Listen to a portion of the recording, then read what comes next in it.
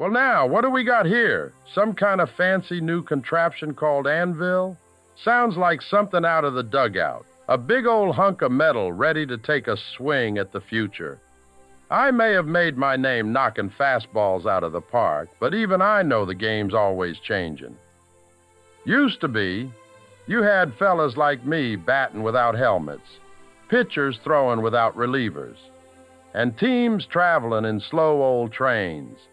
Then, boom, before you know it, the game's got lights, radio broadcasts, and a whole lot of science behind every swing. Now, these fellas over at Render Foundry, they're doing something real special.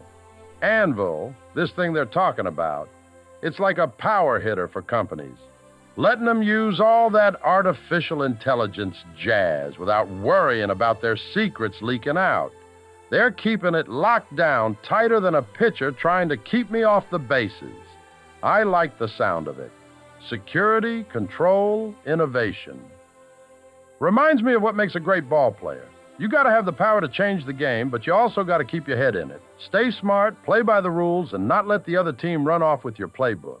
That's what Render Foundry's doing, giving businesses the power of AI, but making sure no one else can steal home on them. And this bit about humanizing AI responses. Now, that's a curveball I didn't see coming. What are they trying to do?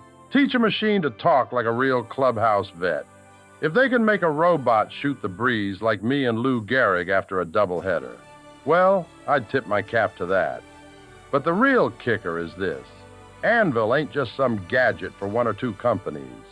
They're taking it worldwide. That's Babe Ruth style thinking right there. Go big, aim for the fences, and never settle for a base hit when you can knock one clear out of the park. So here's to Render Foundry. If they can take AI and make it as reliable as a good bat in my hands, well then, they got a shot at changing the game just like I did. And that's saying something. Now, somebody hand me a hot dog. I got to think about what this means for the future of baseball. Maybe someday, I will be calling balls and strikes and we won't need umpires no more. Ha! Now, wouldn't that be something?